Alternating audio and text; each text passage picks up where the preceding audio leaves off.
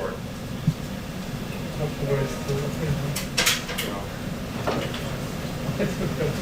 I should have worn my picture.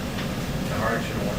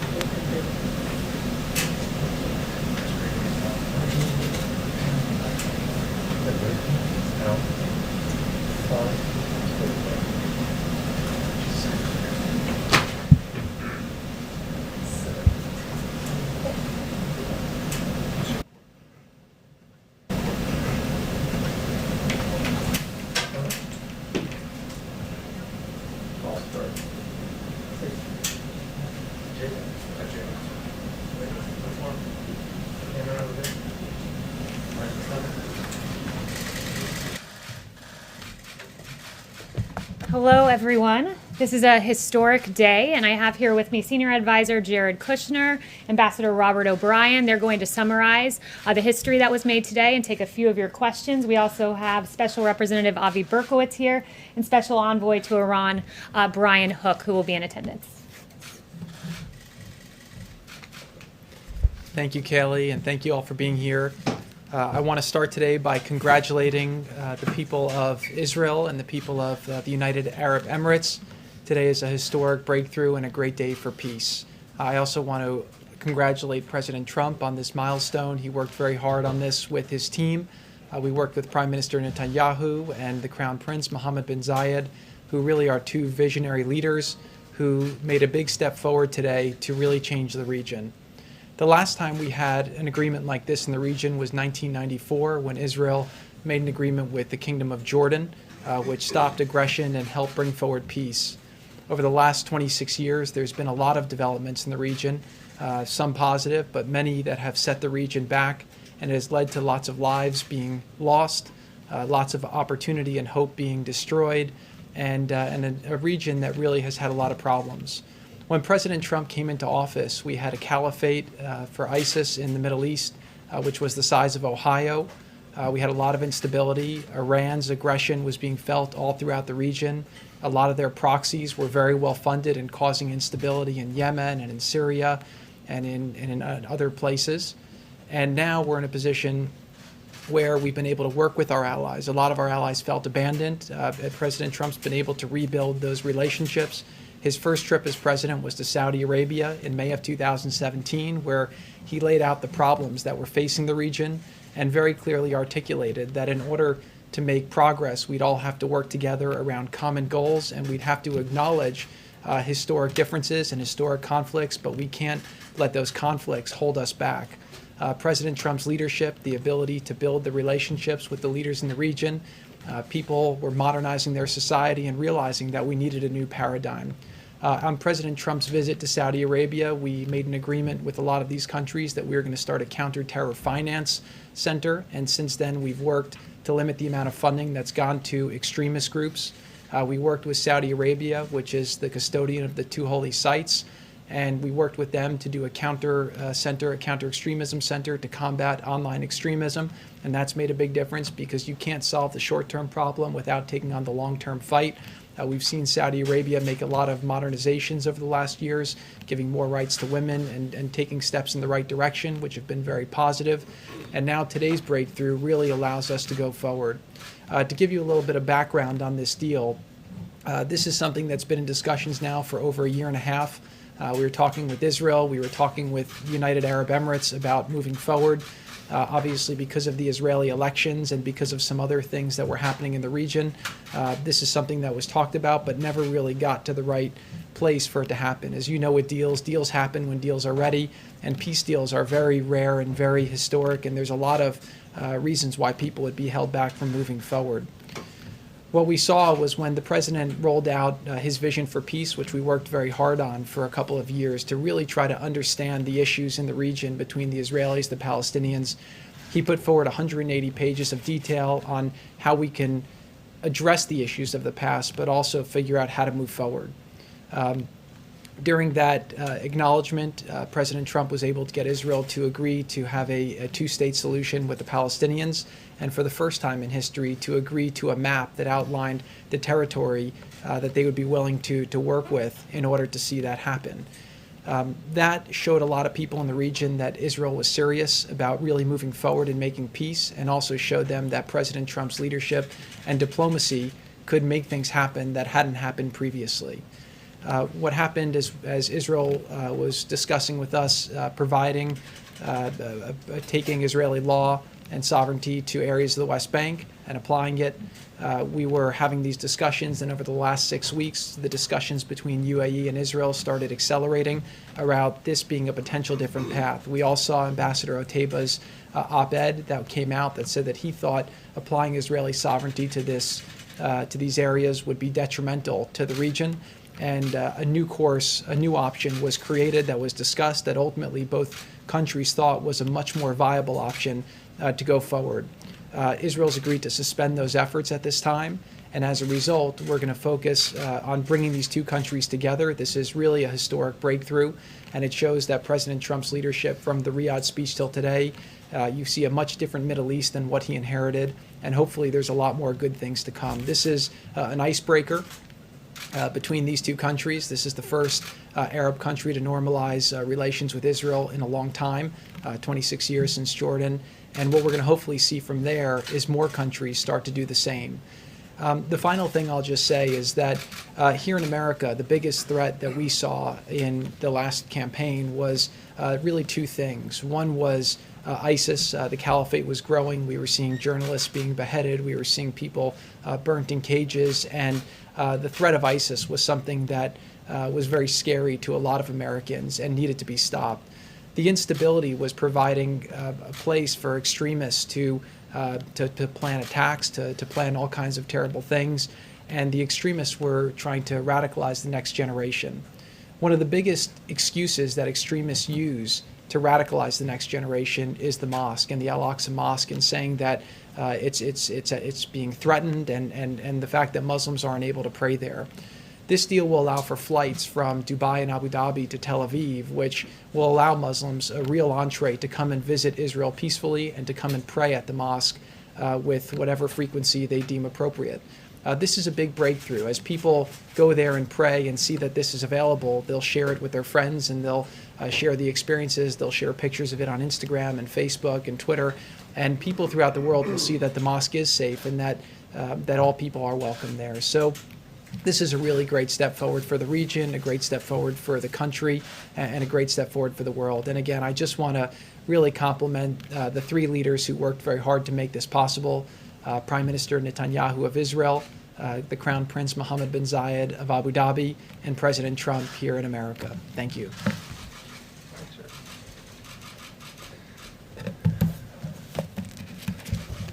So thank you to Jared for that summary, and it's been extraordinary work by a number of fine diplomats working under President Trump's leadership to arrive at today's outcome. Jared Kushner has been at the forefront of those efforts. Avi, Brian Hook, and others have put in just tremendous work under the president's direction to get where we are here today. And I know, Jared, you don't have a diplomat title, an ambassador title, but we don't have a finer ambassador, especially in the region, than Advisor Kushner. So thank you for those remarks and for the really incredible effort. I want to start by congratulating today the President of the United States, the Prime Minister of Israel, Bibi Netanyahu, and Crown Prince Mohammed bin Zayed.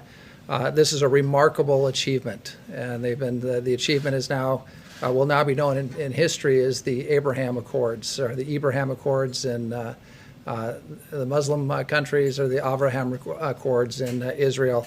It's something very special.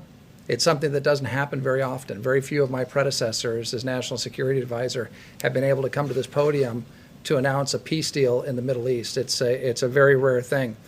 As I said earlier in the Oval Office today, the President is going to be known in history as one of the change makers and one of the remarkable leaders in the Middle East. And that's not something that you may have thought of when he came into office. But one of his very first steps was repairing our relationship with Israel, which had been badly damaged, especially in the last month of the prior administration. The president did something that was unheard of. Many presidential candidates going back 2 decades had promised if they were elected, they would move the United States Embassy in Israel from Tel Aviv to Jerusalem. President Trump had the courage to do it, and he developed wonderful credibility and a reservoir of goodwill in Israel. He recognized the Golan Heights as being Israeli territory and took those away from a very what could have been a very destabilized situation that we've seen develop in Syria. He destroyed the physical caliphate of ISIS, which Jared had said was the size of Ohio. It stretched across the Middle East, and terror reigned because of the caliphate. He brought justice to al-Baghdadi, who had killed so many Americans, Sotloff and Mueller and Kasich and Foley. He'd put maximum pressure on Iran and cut off much of the terrorist funding that was going to proxy wars in Yemen, in Hezbollah, in Lebanon, in Syria, and throughout the region. And today we have the Abraham Accords. And he's brought peace to the Middle East, at least peace between the UAE and Israel. And what I have said is the president is often noticed as the greatest deal maker, and he wrote the book, The Art of the Deal, and he's considered a great, great deal maker, which he is. But I think history is going to remember the president for being a great peacemaker. He brought peace to Israel and the UAE. He has signed his diplomats signed a historic accord in Afghanistan. And I want to remind people that we haven't had an American casualty in combat in Afghanistan since February 29th. He used his offices and his pressure to stop Idlib from being overrun in Syria, and brought a ceasefire agreement when Turkey had invaded northern Syria. A lot of people said that when he came into office that there'd be war in North Korea, but through personal diplomacy, has kept that situation from turning into a kinetic event. So it's really remarkable, I think, when you step back and take a look at what this president has done on the peace front. And it wouldn't surprise me. It'll take some time in this environment, but it wouldn't surprise me if the president's eventually nominated for a Nobel Prize for today's work is an example of why he would be rightly considered and should be a front runner for the Nobel Peace Prize. So I also want to compliment the courageousness of Mohammed bin Zayed, the Crown Prince. You know, there have been 2 other great Arab leaders, King Hussein in my lifetime, King Hussein and Anwar Sadat, who made peace with Israel. And now Mohammed bin Zayed enters that pantheon of great, courageous Arab leaders. And I want to compliment Prime Minister Netanyahu in Israel, who was under tremendous pressure to extend Israeli law and sovereignty to portions of the country, but has stepped up against that political pressure to make peace, something that may have been politically popular, but he put the interest of his country and his people first. And so I think we've got some very courageous leaders that worked with the president to come to today's tremendous historic accord. Stepping back from what does this mean beyond the historic idea of a major Arab country making peace with Israel all these years after 1948, it makes sense on so many different levels. The UAE and Israel are both capable security partners of the United States and close partners of ours in the region, standing up to Iran, standing up to Islamic extremism. The peace agreement between these two countries will encourage and foster cooperation in those efforts. These are very innovative countries. Israel is called the startup nation, and for those of you who've been there, you feel like you're driving through Palo Alto, through half the country. The UAE is also a very innovative country. Putting those two nations together is going to create a dynamic of innovation and creativity in the region, and both countries are populated by incredibly dynamic people. There are tremendous opportunities that are going to arise from this agreement. Jared talked about the idea of Arab pilgrims and Muslim pilgrims going to the Al-Aqsa Mosque, going up to the Mount and having the opportunity to pray in peace in Israel. As you know, the president has made religious freedom, especially religious freedom in the Middle East, a centerpiece of his foreign policy. And this is a great step towards fulfilling the idea that the three great faiths that came from the Holy City, Christianity, Judaism, and Islam, will be able to pray and interact peaceably together in that beautiful city of Jerusalem. Tourism, with Abu Dhabi and Dubai and the other Emirates have become meccas for tourism, especially before the Chinese virus, the COVID virus. Israel is a great land for tourism. That'll expand trade between the UAE and Israel, which both have incredible economies. And again, as we recover from COVID, this agreement will help the economies of those countries and the countries in the region expand. And I think you're going to see an increase in jobs in all three countries as a result of these accords. With respect to the peace process overall, we've got a great team. That team is going to be fanning out. We're going to be working the phones. We're going to be in the region. And we believe that there are other countries waiting in the wings that are going to watch and see how the tremendous response to the courage of Prime Minister Netanyahu and the Crown Prince have been received by their people and by the world. I mean, I've already been on the phone with a number of European counterparts who have called to congratulate us for our role in this accord, but some of whom are astounded that this took place. And we also think that this could lead to a great deal for the Palestinian people. It's a people that the President of the United States, President Trump, has not forgotten. And he's endorsed a two-state solution. He wants to see the Palestinian people in a prosperous country of their own. And the groundwork has been laid for that. So I think we'll be working very hard on those efforts in the coming months and year. So again, today's a great day. It's a great day for the people of the UAE. It's a great day for the people of Israel, for their leaders. And it's also a great day for the United States of America as we played a role that we've traditionally played throughout the world in coming in to mediate in difficult situations and achieve peace and achieve prosperity for our friends and neighbors. And again, I'm honored to be a part of the President's team on this. And again, we'll end with congratulations to the President for his leadership, and again to Prime Minister Netanyahu and Crown Prince Mohammed bin Zayed. Thank you very much. Start with Steve. Israel agreed to suspend its annexation plan on the West Bank.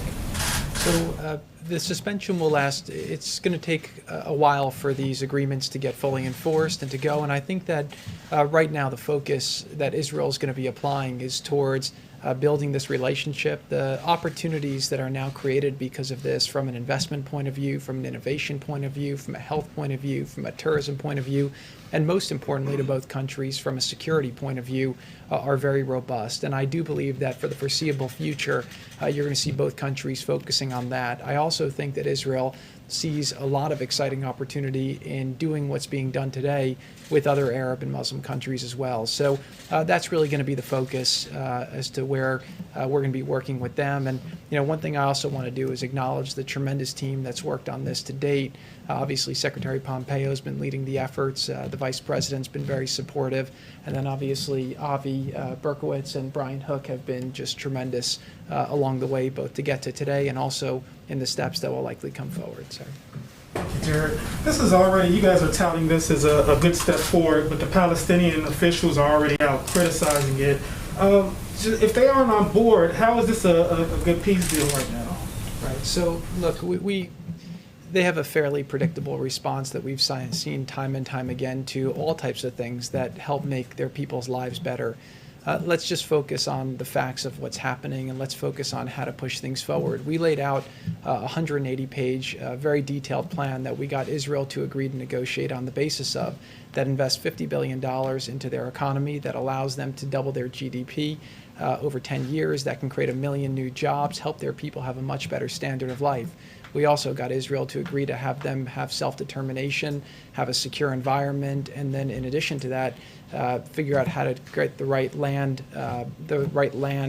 outcome where we can go forward. So, look, I think that a lot of people in the region are seeing that we can't wait for the Palestinian leadership to try and resolve this. Every country is going to do what's in their best interests, what's in the region's best interests, and we have big problems in the world, and we can't be stuck in the past. We have to be moving forward. Now, I will just say that a big part of what motivated the UAE to move forward at this time and take the risk that they're taking is the notion that they didn't want to see Israel take the provocative action of applying sovereignty to areas of the West Bank, which hopefully allows more space to the Palestinian leadership to come to the table and make a deal. So I don't know if it will happen tomorrow. I don't know if it will happen next month. I don't know if it will happen next year. But at some point, I always learned with deals that there's a thing called gravity. And right now you're in a situation where Israel has said that they're open to making peace. A lot of people in the region have supported the vision that the president laid out. One thing you've seen with the president, he's a deal-making president, right? And part of being a deal-maker is not always showing your cards. Again, we were able to hold this quiet until this morning when we announced it. The president's had a very robust strategy for the Middle East that we've been executing piece by piece, day by day. And we've seen things have been getting better, problems have been getting resolved. The president's been taking things off the table. Slaughtering sacred cows that were holding people back. And so if you kind of look at the snapshot today and you look back at the snapshot of where the president was when he started, you have a much different Middle East, and that's not by accident. So I believe over time we're going to continue to ask ourselves two questions with that conflict. Number one is, are we doing things that allow Israel to be more secure versus less secure for the Israeli people? That's America's strongest ally in the region. With this step, actually, UAE joins a very exclusive club and becomes, really one of America's closest allies in the region. And then number two is, are we taking steps that allow the Palestinian people to live a better life? And so, there's a lot of people who find historical traps where they can find excuses not to move forward. But President Trump is focused on creating a bright future, focused on progress and making people's lives better. So I will just say today that this is a big breakthrough. This is something that's public. We have a lot of things that are happening privately right now that are quite excited. And I do believe, again, that over the next years, if the president is able to keep going forward, you're going to see some historic changes in the region that will really make the world a much safer and better place. Thank you. Thank you, Jared. Appreciate it. Just actually want to ask you, Advisor O'Brien, you mentioned Anwar Sadat, and I'm just curious, do you see or envision sort of a Sadat Begin Carter picture, a moment like that for the leaders? Because that's something I think people remember. I want to say it was 79, but going all the way back then. Right. No, I think we will have a formal signing ceremony at the White House, and we'll have to see who comes from the various countries. But I would expect that Prime Minister Netanyahu will be here, and either the Crown Prince or one of the other princes would likely be here in Washington. And I think it'll be a great day, and really. As you know, I normally don't talk about things that were said on presidential phone calls, but one of the leaders said that we've had a tough 2020, and this is like the best news of the year. It really is good news. It's a great news story for the American people, and it's been great to see how the press has reacted in a somewhat polarized time. I think this is one of those stories that everybody, regardless of your political stripes or on that sort of thing, everybody's excited about the fact that a Muslim Arab government is making peace with Israel. Big day, and we'd love to host them here at the White House. I think the president would very much like to host them, and so I think we'll have an event at some point in the not too distant future. And Jared, if I could follow up on something that you mentioned earlier, you talked about visionary leadership, not just in the region, but in general, including the president, to make something like this happen. He seemed actually fairly positive, albeit maybe cryptically, that maybe something soon could happen again to keep this inertia going with perhaps another country. Is it your sense that, yes, there's a good chance that we could have a similar announcement here in the next, say, 90 days, 80 days? I do think there's a very good chance. Now, one thing I'll say about the president is that one of the things you see in great leaders is a sense of optimism, and the president is a great leader for the country because he always wants to put forward a positive front and get people to do more than they're capable of doing and help people achieve things that people don't think is possible. And so his optimism is one of his great traits as a leader. I will say here that we have had several discussions. Obviously, we kind of stopped those discussions because this one looked like it was going, and it was very important to the United Arab Emirates to be the first. They wanted to make history and do it, but we do have several more that we've had discussions with, and now we'll continue those discussions to see if we can continue to move forward more. Look, at the end of the day, it's an inevitability, right? People in the world want to move forward. The Middle East has to stand on its own 2 feet.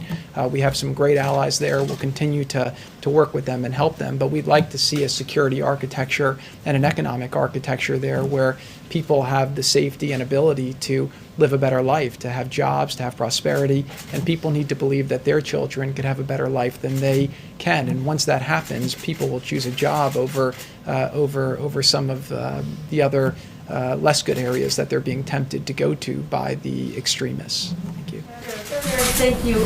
Couple of questions. First, you mentioned the flights. Can you tell us how quickly you expect to actually see those flights begin, embassies to open up, and to what extent is this strategy, in part, strategy and hope that Iran will be further isolated? I think Iran, if they want to move forward, again, the president's been very clear. He's not going to pay for a meeting, but he's always happy to talk to people. And that's part of him being a deal maker. And that's why, again, he was able to make this deal. He was able to make the deal for the OPEC Plus. He was able to make the U.S., Mexico, Canada deal. He was able to make the Japan trade deal, the Korea deal. We were able to get the FIFA 2026, the Olympics 2028. The president's a deal maker, so he'll always be flexible. I do think, though, seeing the two of the best militaries in the region come together should be something that people take note of, because it shows that, again, people are figuring out how they can optimize. And I do think that Iran has benefited from kind of dividing and conquering. Through their proxies, they've tried to create instability, and they've tried to have the Middle East divided, which is why they've always taken advantage of the Palestinian issue, and they've tried to stoke fear around that issue, and they've used it to keep people from joining together with Israel. You know, no Israelis ever killed an Emirati, right? There's not that hatred between the people, which is why there's no sense. So I do believe that we will start seeing interactions very quickly, and that both countries are very motivated, both from an economic point of view, from a tourism point of view, from a health point of view, from a technology point of view, to start moving forward quite quickly. Very, very quickly, if I could just follow up with you. You've been in the headlines recently. Just to give you the opportunity to respond, can you tell us why you were meeting with Kanye West? Did you discuss the election at all in any capacity? Yeah, so Kanye's been a friend of mine I know him for about 10 years, and we talk every now and then about different things, and we both happen to be in Colorado, and so we got together and we had a great discussion about a lot of things. He has some great ideas for what he'd like to see happen in the country, and that's why he has the candidacy that he's been doing. But again, there's a lot of issues that the president's championed that he admires, and it was just great to have a friendly discussion. Thank you. Just to follow up on Steve's question, Netanyahu just did a live address tonight, and he said, we received a request to wait temporarily on annexation from President Trump. He said it's a temporary postponement. It is not removed from the table. I'm telling you that. So how long is temporary? Because you said it could be a long time. And did you get guarantees that they will adhere to that? Somewhere between a long time and a short time. That's what temporary means. But that's important for them to know how long temporary is. He's saying it's not off the table. It's not canceled. It's only being postponed. Look, our discussions with the Prime Minister have been very extensive over the last 3.5 years. We have a lot of trust between Israel and America. We've done a lot of historic things together. The people of Israel trust President Trump to make the right decisions that are in the best interests of Israel's security and prosperity. And obviously, Prime Minister Netanyahu and President Trump have a very close relationship. I believe that they will not take action to move forward unless we have an understanding between America and Israel that it's the right action at the right time. And again, it's not like a binary thing to move forward or not. There's a lot of details. There's a lot of things that need to be considered. And we had a lot of those discussions over the coming months, and then obviously put those discussions on hold as this came about. So I imagine at some point in the future, this is something that will be discussed. But today's a great day. This is a big breakthrough. This is a game changer for Israel, it's a game changer for the Middle East, and it's a game changer for the world. So I think for the time being, people are going to focus on that and focus how to optimize from that tremendous opportunity. Yes, if I could follow up on Christine. Can I just, Did you discuss the campaign, his campaign, with Kanye West? We had a general discussion more about policy. Jared, let me ask you about a different deal, one here in Washington. Democrats, Republicans are $2.5 trillion apart, it seems. From your view, do you believe it's possible right now of a phase 4 deal coming together? Working with President Trump for the last 5 years on the campaign and through government, I would just say that with President Trump, anything's possible. So you never know. The president's accomplished a lot of things that people thought would never be accomplished. But to comment specifically on the deal, I'll leave that up to the negotiators. Since we seem to have exhausted questions on this topic, I'm going to pass it back to Haley. Thank you. Earlier, this is part of the deal of isolating Iran. The administration recently revised a UN Security Council resolution to extend the arms embargo on Iran. It is now shorter. It's lost a lot of tough language on Iran, but still, there's still a danger of veto from Russia and China. So some observers are saying that the administration is risking losing face if you can't get support over this deal. Can you comment on that? Well, the first thing is we're always going to do the administration is always going to do the right thing, and President Trump is always going to do the right thing, whether it's losing face or there's a Russian veto or a Chinese veto. If the Chinese or the Russians veto the continuation of the arms embargo and want to start sending arms to Iran and destabilizing the region, that's on them, and that's not on us. So we're always going to take the position, the right position, and not worry about what the Russians or what the Chinese might do at the UN. If we did that, if we worried about that all the time, we'd get nothing done at the UN. We also have other tools that we'll use to deal with Iran to make sure that arms don't flow into Iran, that there's not further destabilization of the region. There are tools that we can use diplomatically, and there are other tools that we have. And nobody in the region wants to see Iran on the receiving end of a bunch of Russian MiGs or Chinese missiles or Chinese drones. The region's made that very clear. We've made that very clear. Israel's made that very clear. So I don't think that's in the interest of anyone in the world. It's not in the interest of global peace and security and prosperity. So we're going to continue to prosecute our case at the UN, and we're going to hope for the best. I hope the Russians and the Chinese do the right thing. They should do the right thing. And if they don't do the right thing, well, we've got backup steps that we'll take. Whether you will support the snapback option? Snapback's certainly one of the tools that we could use, and that's something we're looking at very closely. And look, what we're focused on right now is the vote to extend the arms embargo. We'd like a clean rollover of the arms embargo. We'd like to see our allies get behind it. We'd like to see the Russians and Chinese get behind it. I just can't imagine any leader anywhere in the world who thinks it's a good idea to put advanced armaments in the hands of the Ayatollah and his regime, especially in today's Middle East. I mean, that just makes zero sense whatsoever. So hopefully the countries at the UN, the Security Council, will do the right thing. They'll roll over the arms embargo and keep it in place. But if that doesn't happen, we'll take steps necessary, and one of those steps could be snapback. Thank you. Thank you very much to Senior Advisor Jared Kushner and Ambassador O'Brien. And I will take a few of your questions on other matters, if you have any. Yes, Deborah. Oh, thank you, Kayleigh. The President has written memoranda that give 5 states 100% of reimbursement for their National Guard costs dealing with the coronavirus. A number of governors are trying to get on that list too, including Nevada Governor Steve Sisolak. Have you had a chance to set up a time for them to talk?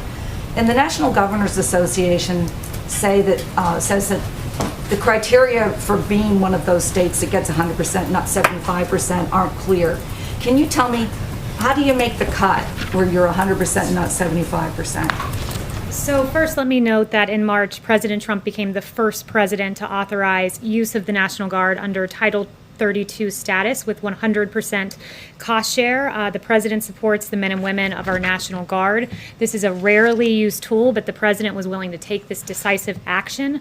75% of the cost share is still giving states tremendous, unprecedented support, and states can utilize their coronavirus relief fund dollars to cover the remaining 25% if they need to.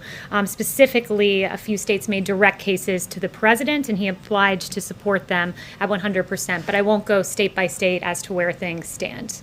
Can you explain why some states would? Yes. Question about payroll tax and the president's comments yesterday.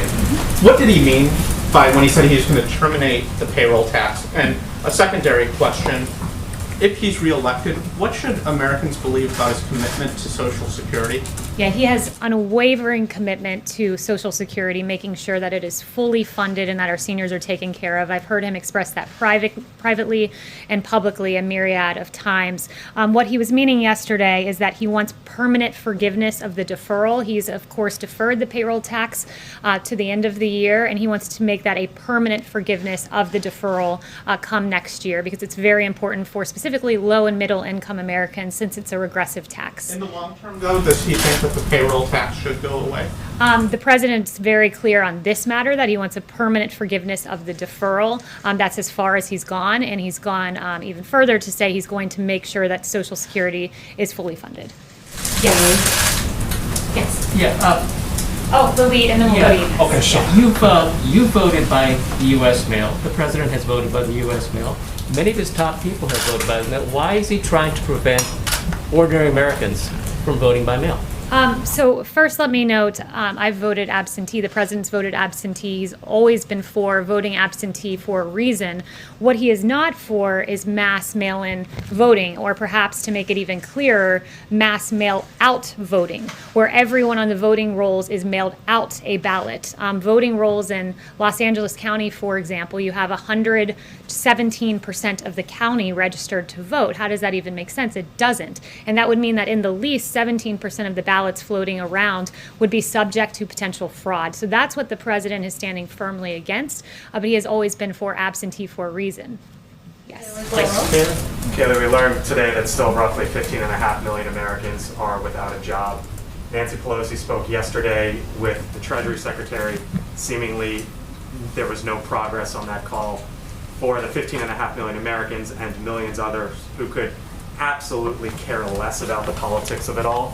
What would you tell them is coming next, considering that it seems as if nothing is moving policy-wise going forward?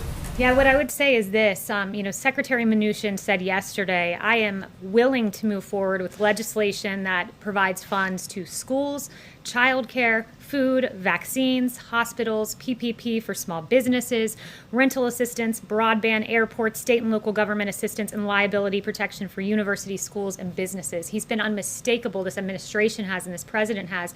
We're willing to move forward on that. What we're not willing to do is rubber stamp a behemoth $3.4 trillion deal that the Democrats put forward that was fundamentally unserious, that would have made ballot harvesting mainstream, that was a Democrat wish list. That's what we'll not move forward with. But this president, out of anyone, has taken action, serious action on eviction protection, serious action on unemployment insurance, on a payroll tax cut, student loan forgiveness in his executive capacity. And what I would say, the state of things now is, you have Nancy Pelosi saying we were willing to come down $1 trillion if they came up $1 trillion. Well, it's fundamentally unserious because the Democrats, the chief of staff has told me, wouldn't even tell us what they would take out of the $1 trillion. So they said we'd come down $1 trillion, but wouldn't list out the things that they would take out of their Democrat wish list. So Nancy Pelosi needs to come back from recess and negotiate, because the American people deserve better. There are some conservatives who have made the argument that $3 trillion, give or take, has already been spent and no more needs to be spent.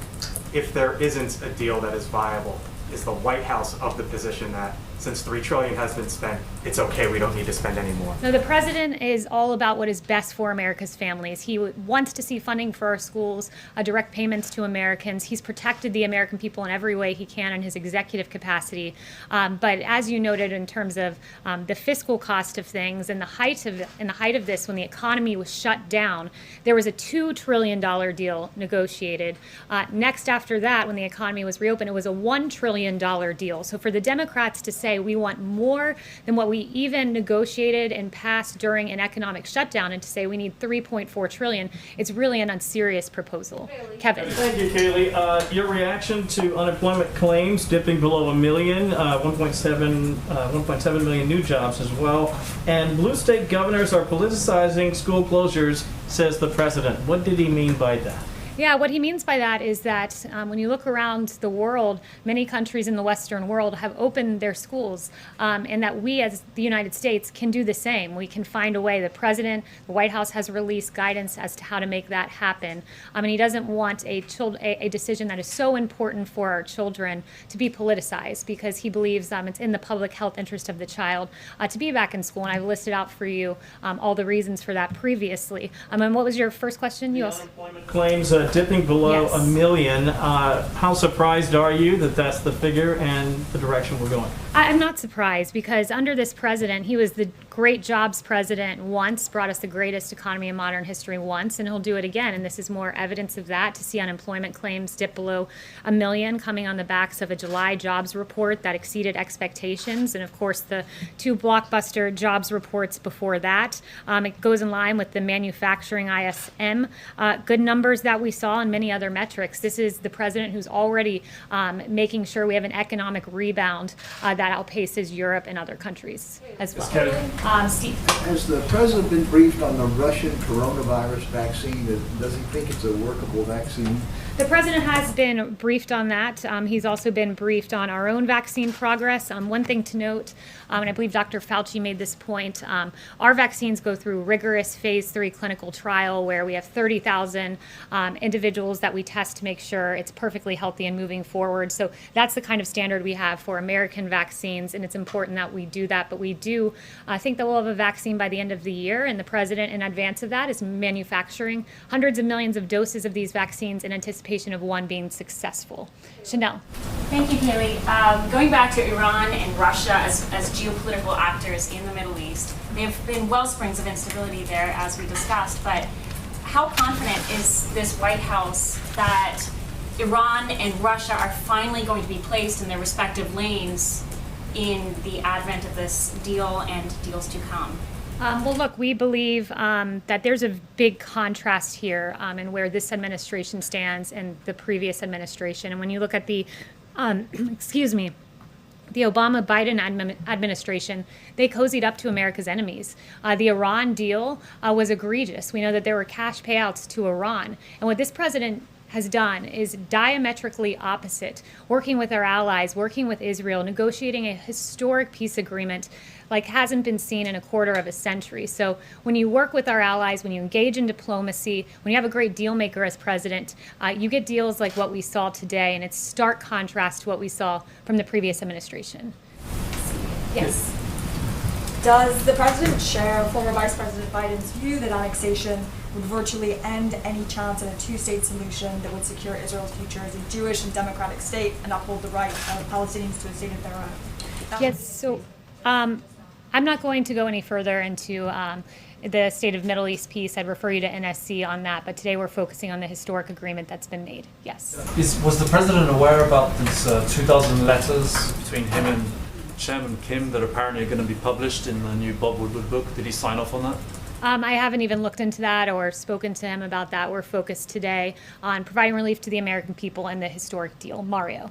Thank you, Kayleigh. Will the president's executive order on WeChat block Apple from distributing that app on their platform?